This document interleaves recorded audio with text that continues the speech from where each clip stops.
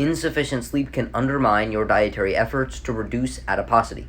During 14 days of calorie restriction, taking two groups, one sleeping 8.5 and one sleeping 5.5 hours per night, they lose essentially the exact same amount of weight, and the group getting 5.5 hours of sleep may actually lose a little bit more weight.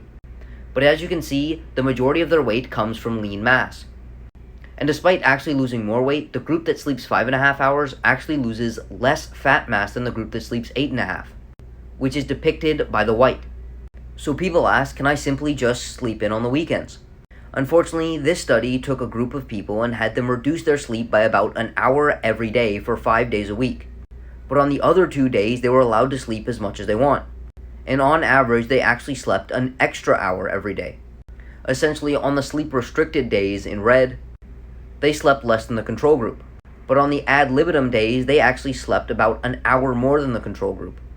So despite missing an hour of sleep for 5 days during the week, they only actually lost about 2 hours and 40 minutes of sleep in the grand scheme of things, because they spent extra time in bed for 2 days during the week. Once again, these groups lost the exact same amount of fat because both groups were in a caloric deficit. However, the group that got normal sleep every day during the week lost about 80% of their weight from fat and about 20% of their weight from lean mass.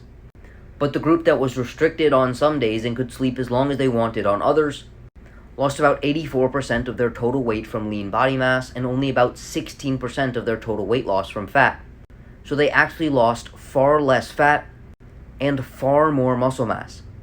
So in the grand scheme of things, having a consistent sleep schedule in which you can get about 7 hours to 9 hours of sleep every single night will be the most advantageous, not for weight loss, but for fat loss.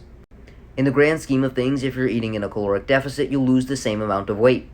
But things like sleep, food, and exercise all dictate the composition of the weight that you lose.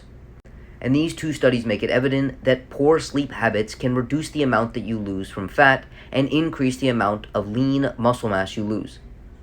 With that being said, if you would like an individualized approach to your nutrition and lifestyle to optimize your health, energy, and body composition, send me a DM to sign up for coaching.